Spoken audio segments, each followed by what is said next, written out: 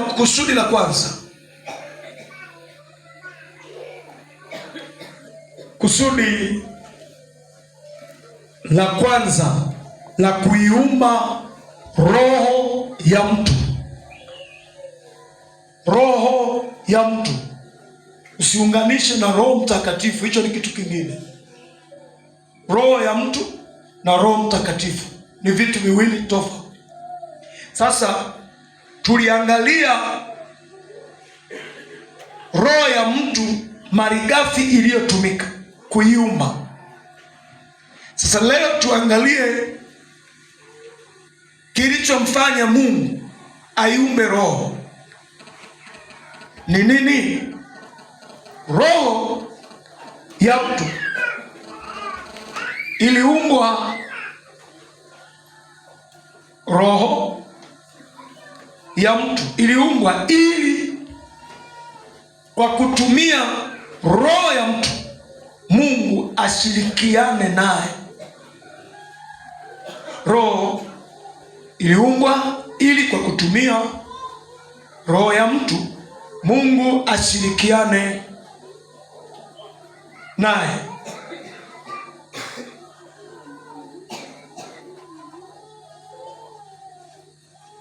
Hapa tunajifunza sababu ya roho ya mwanadamu kuumbwa. Iliumbwa ili, sababu iliyomfanya Mungu aumbe roho, aliumba roho ili kwa kutumia roho ya mtu Mungu ashirikiane naye. Ninataka uelewe hivi, hakuna namna yoyote ambayo ipo kwa Mungu anayoweza kashirikiana na mwanadamu pasipo roho ya mtu. Achana nafsi, achana na mwili. Roho ya mtu, hiyo roho ya mtu iliumbwa ili Mungu atumie mawasiliano yake kati ya yeye na Mungu yawe kwenye roho. Kwa hiyo ukiona roho imekamatwa, imefungwa roho, basi umepoteza vitu vingi. Mawasiliano hayapo, taarifa za ulimwengu wa roho haziwezi zikakufikia kwa sababu zinaingilia kwenye roho. Hata kama ulikuwa na huduma haibebwi na nafsi wala na mwili. Huduma inabebwa na roho. Kwa hiyo huduma inakufa, kwa sababu roho iliumbwa iwe njia ya mawasiliano na Mungu. Yaani kinachotoka kwa Mungu kinaingilia kwenye roho yako. Bwana tusaidie sana. Kitabu cha Wakorintho wa kwanza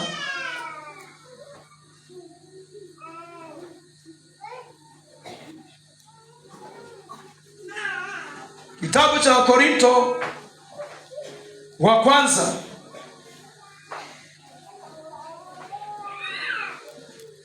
ule mlango wa 6. Kitabu cha Wakorintho wa kwanza mlango wa 6 mstari wa 17.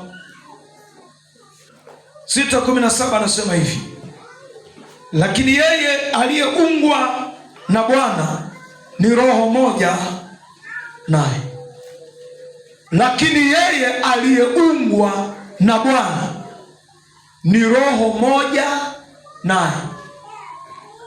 Yaani Bwana na huyu aliyeunganika naye ni roho hii. Kwa hiyo kilichomo ndani ya Mungu utakiona ndani ya mtu. Kilichoko ndani ya mtu utakiona kwenye moyo wa Mungu. Ndio maana anasema aliyeungwa na Bwana ni roho moja na Bwana. Wamekuwa wamoja. Kwa kama hapa pana roho iliyoungwa na Bwana, pana mtu aliyeungwa na Bwana, na Bwana yupo kwa sababu wewe upo. Mahali alipo aliyeungwa na Bwana, na Mungu anakuwepo katika roho ya mtu. Haleluya. Hata huyo mtu akawe wapi, awe polini, awe wapi, Bwana yuko pamoja na ile roho iliyoungwa naye, na huo ndio mlango mkubwa ambao Mungu ameufungua wa kushirikiana na mwanadamu. Hakuna mlango mwingine. Kwa lugha iliyotumika hapa, anaposema aliyeungwa na Bwana ni roho moja na Bwana, hili ni agano. Ni sawasawa na mtu anaposema na wawili wanasema wawili watakuwa mwili, si wawili tena bali mwili. Mume na mke ni mwili mmoja. Sikia, na sisi Kristo na sisi ni mwili mmoja. Ndio maana yeye anaitwa bwana harusi, sisi tunaitwa bibi harusi, na hauwezi kututenga. Haleluya, haleluya. Roho ya mtu ina thamani kuliko, na anaipenda Yesu kuliko vitu vingine vyote. Vilimfanya, hiyo roho yako ilimfanya Yesu aje kufa kwa ajili hiyo roho, apate tu mawasiliano ya mwanadamu. Mungu akiyakosa mawasiliano ya mwanadamu, amepoteza kitu kikubwa sana. Na ndio maana nakufundisha ili upate kujua uthamani wa roho yako. Iliumbwa hivyo kwa sababu ya nini?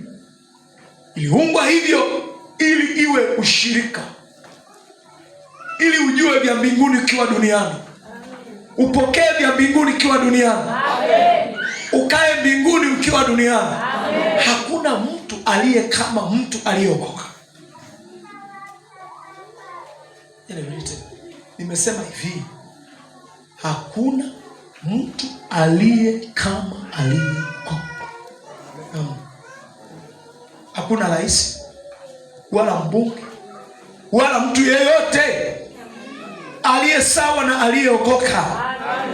Hamna, kwa sababu aliyeokoka anaishi nchi hizi mbili.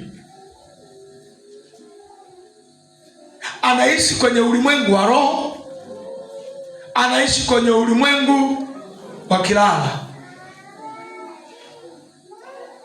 Kule mbinguni rohoni wanamuona, kilala mwilini wanamuona.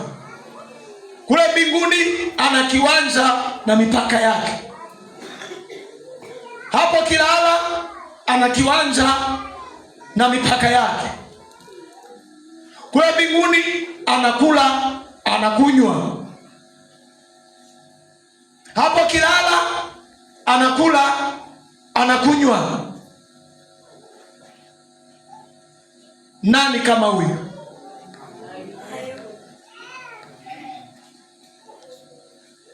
Hakuna. Kule mbinguni una sehemu ya kwako. Kule mbinguni una sehemu ya kwako kabisa,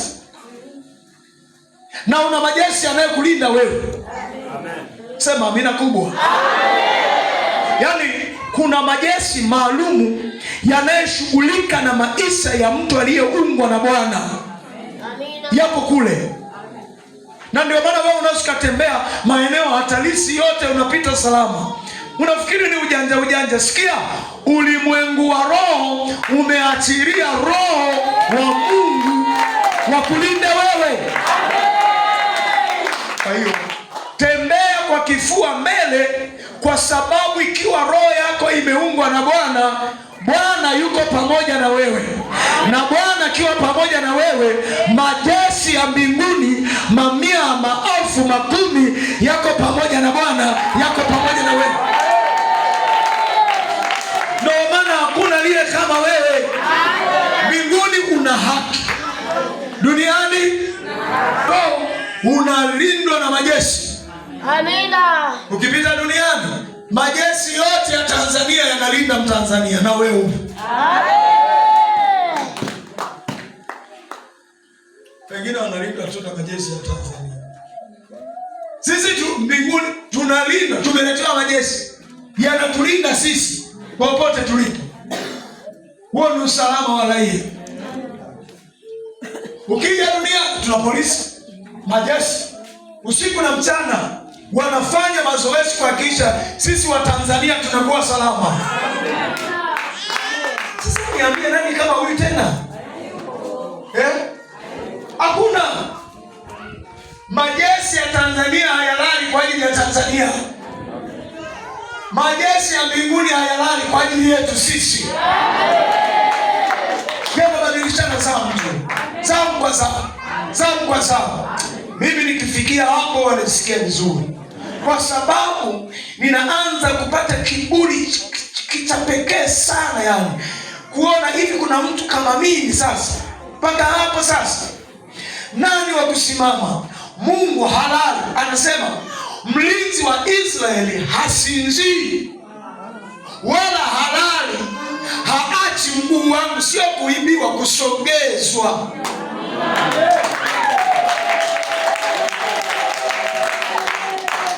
Nani alitokea kwamba mimi nilijiwekea mguu hapa niamke kitu kimesogeza hivi? Mlinzi wa Israeli alikuwa wapi?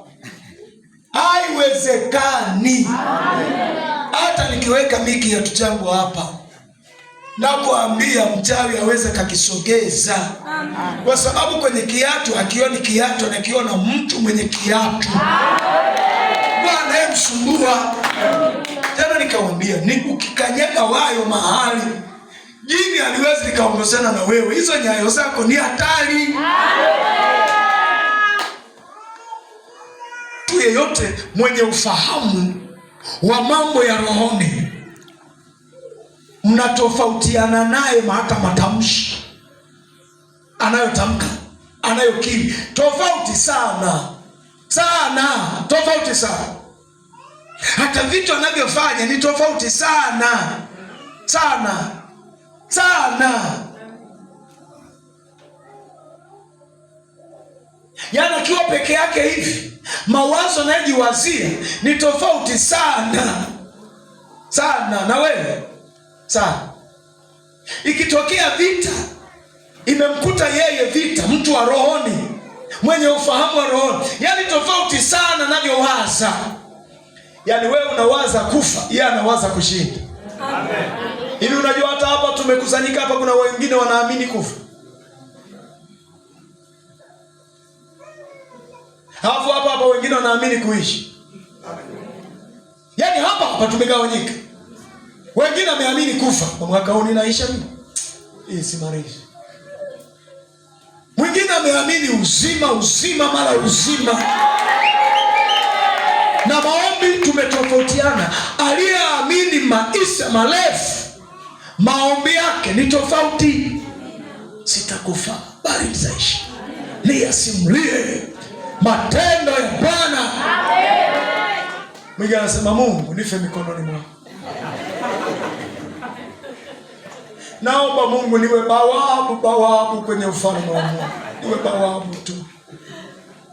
Yaani tumepisana namna unavyowaza. Tumepisana sana sana. Tumepishana pakubwa. Kwa hiyo vile ambavyo wewe ulivyo hapo ulivyo, tumetofautiana. Hebu fikiri, mtu mmoja alikuwa anaitwa Samsoni. Yaani lile jamaa lilikuwa na kirora ajabu sana. Samson. Na Samson, hebu tuseme Samson. Sema kwa sauti. Samson ni mtu wa kiroho. Pimana na kiroho cha Samson, pimana na wewe. Nani atafeli? Jiambie moyoni. Samson alikuwa maamuzi peke yake. Hana jeshi, hana mkuki, hana kilungu. Ni yeye kama alivyo. Ukimwona hapo anatembea kama hana mtu. Chokozo haoni. Mtakuawa wote wenye silaha mliojiandaa. Yaani nyinyi mmefanya maandalizi mwaka. Yeye hajafanya maandalizi, ila mkimchokoza mmeisha. Siku nyingine akasema, sasa Filisti wananisumbua, nataka nilete njaa. Chome ngano ya Filisti hii yote. Yaani fikiri nchi ya Tanzania hii, hiyo ndio nchi ya Tanzania. Unasema ni chome maisha wa Tanzania wote. Halafu kopeke. Basi mwe na ufahamu wa kujiongeza. akaanzisha maono ya kuwafilisi Wafilisti kwa kuharibu uchumi wao, choma ngano. Akasema sasa mimi hapa itakuwa hii. Akakamata mbweha mianga. Nikuulize swali, mbweha unawafahamu au naambia? Mbweha hivi tukwambie wewe ukatukamatie moja leo, yeye aliweze kukamata mbweha 300 afu akamwacha awe salama. Halafu akachukua kijinga cha moto akaanza kufungamanisha na mkia, wenyewe bado wako hapa wote 300. Alikuwa na kuni za kiasi gani? Alikuwa na moto wa kiasi gani? Hana msaidizi, ni yeye mwenyewe anafunga, huyo anafunga 300 wote, kila mbweha kijinga kimoja. Hayo ndo majeshi ya Samson.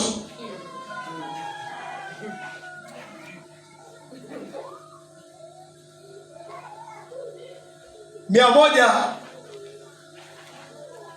19 Zaburi 91 anasema,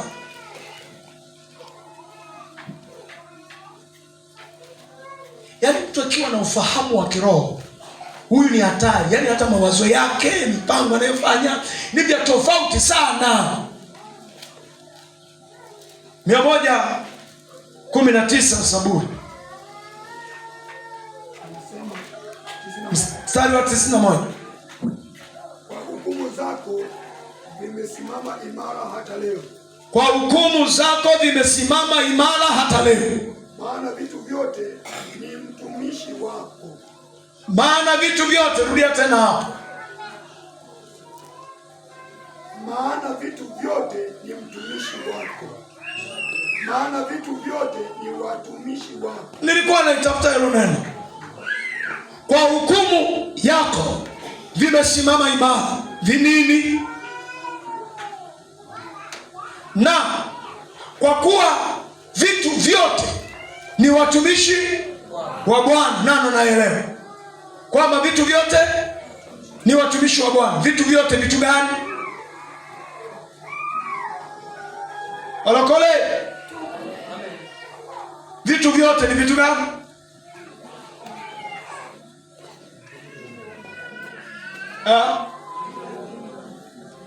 Sema kwa ujasiri.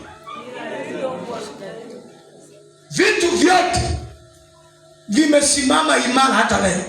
Kwa hukumu yake vimesimama imara, havitikisikagi, kwa sababu hukumu ya Mungu inavisimamisha. Na vitu vyote ni watumishi wa Bwana.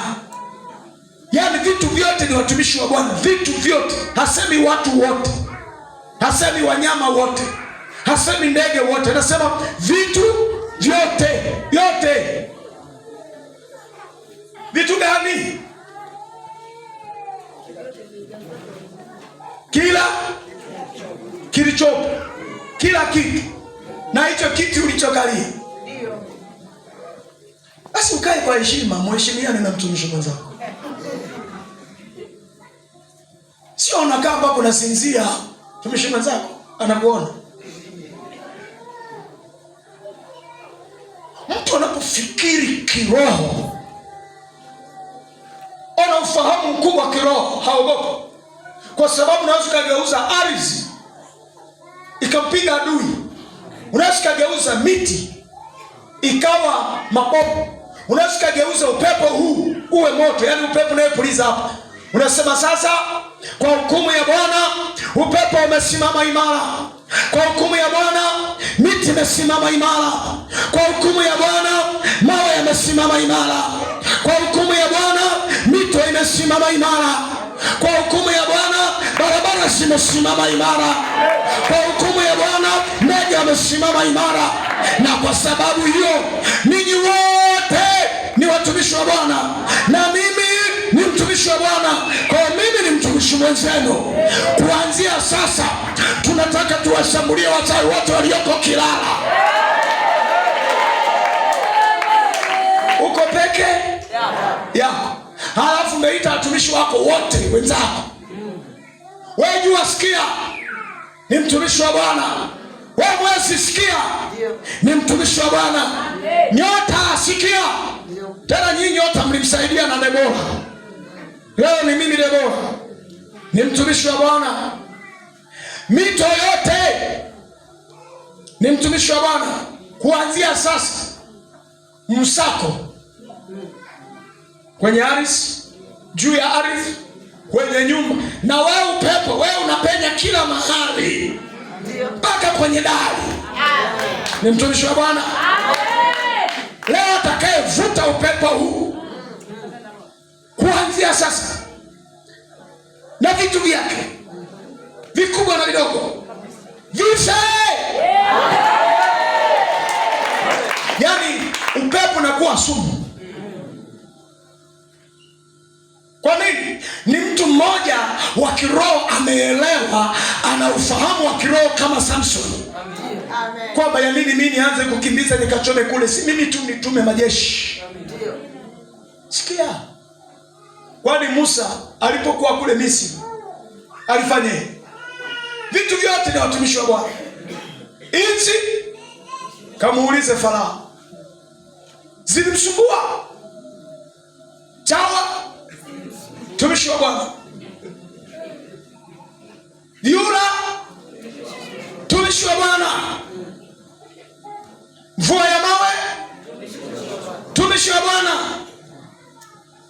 Zige, mtumishi wa Bwana. Majipu, mtumishi wa Bwana.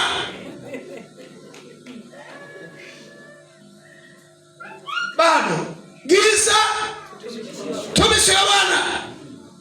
Radi, mtumishi wa Bwana. Sasa kuna watumishi wa Bwana wachache. Mbona hujielewi wewe? Wewe ndio hujielewi. Haleluya, haleluya. Yaani ukikosa kujielewa mtu wa rohoni, mbinguni wanakula hasara. Wanakula hasara kule mbinguni. Ili ukijielewa wewe umevuka ng'ambo, sio hii ya kule ya kule ya kule ya kule. Wewe shida unajumulisha, eti mtu anajumulisha mamlaka ya kiroho na wanawake. Mwanamke ni kitu kingine, mwanaume ni kitu kingine. Tunapofika kwenye eneo la mamlaka ya kiroho, hapo ni Mungu ndani ya mtu. Jina la Bwana libarikiwe. Ndio maana Mungu ameumba mtu ili ashirikiane naye.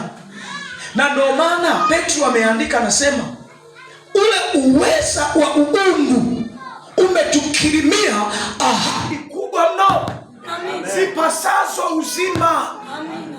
Ule uwezo wa kiungu anasema ametukirimia, ametukiria. Hivi pana mtu mwenye masikio ya kusikia hapa? Mwenye masikio ya kusikia na asikie. Asikie nini? Yeyote atakayewaambia mlima huu, kwanza na macho anauona mlima. Macho yamefunguka, anaona mlima. Na huo mlima ni kikwazo cha maono yake, ni kikwazo cha ndoto zake. Auambie sasa, aseme nini? Toka ukatupwe baharini. Halafu akimaliza kusema, asianze kusema hivi limeshatokea, mbona bado? Anasema wewe amini hata kama mlima bado upo, kwamba mimi nilishamalizaga. Uliona Mungu aliposema kwamba hapa uwepo mlima, anaanza kuuliza kwamba pana mlima umeshaota, yaani umeshamaliza. Maji yakusanyike mahali pamoja paitwe bahari, hapa umeshamaliza. Kiumbe hai kitokee na ndege na kadhalika. Wisha jua, mwezi kaa hapo juu. Kimebaki nini? Haanzi kusema umeshakuja mwezi, ameita bado natembea hata kama huonekani. Na wewe ukiita jambo kabla halijatendeka, inatakiwa uamini, maana kwenye ulimwengu wa roho tayari mbingu zinashughulika nalo hilo. I say. Kuna mtu sijui neno gumu, utaonaga mwenyewe. Sikia, usiwe na uhusiano na Mungu kwa sababu ya kujibiwa maombi. Amen. Yaani usitengeneze uhusiano wa Mungu na kumpenda Mungu kwa sababu ya kujibiwa maombi. Utafanana na mwanamke ambaye anaishi na mume kwa sababu ya watoto.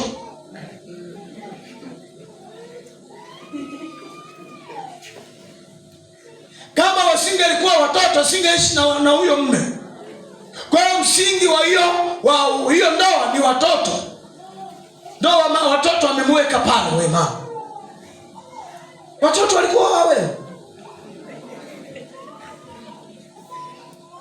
Unanielewa sawa? Amina. Unanielewa sawa? Amina. Sikia. Anasema haya uyasemayo huamini kwamba umetokea. Haya uyasemayo. Yaani unapoishi na Mungu usiishi kwa sababu amejibu maombi. Hata asipojibu. Endelea kumwamini. Wakina Shadraka walitoka kwenye moto. Kaangalia walichokisema. Kabla hawajaingia kwenye moto, walisema nini? Walisema maneno mawili. La kwanza, Mungu tunayemtumikia atatuokoa na ile tanuru la moto. Amen. La pili, hata kama sipotuokoa, si tuko tayari kufa na huo moto. Amen. Unaonaje huyu jamaa uhusiano wake na Mungu?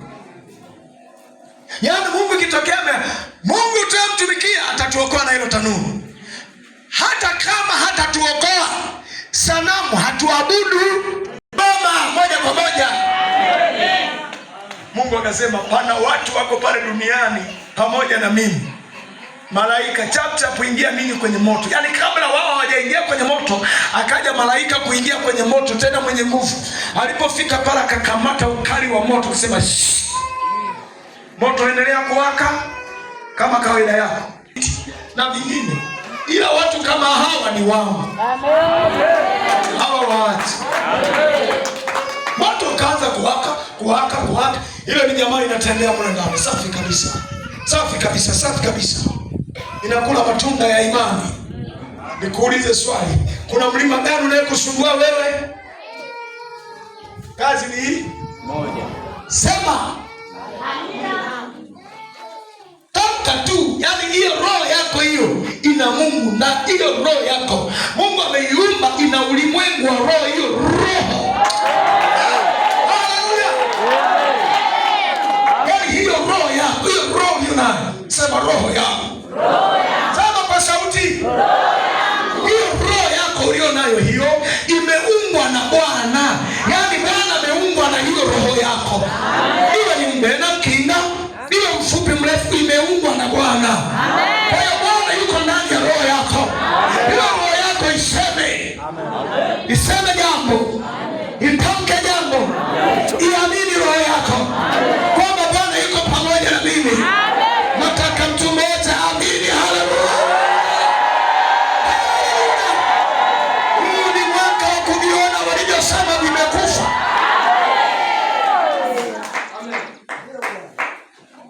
Yaani mwaka ukifika wa kuviona walivyosema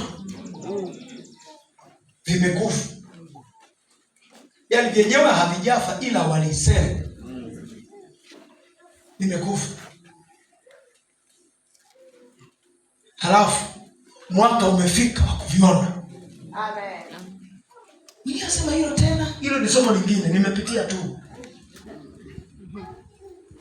Mwaka wa kuviona walivyosema vimekufa. Yakobo aliishi miaka mingi sana, mingi, na akiwa ameambiwa kwamba Yusufu amekufa, ameliwa na simba, akatangaza msiba, akalia, akanyamaza, akafuta na kwenye ufahamu kwamba Yusufu mwanao hayupo. Subiri kidogo, muda ukafika muda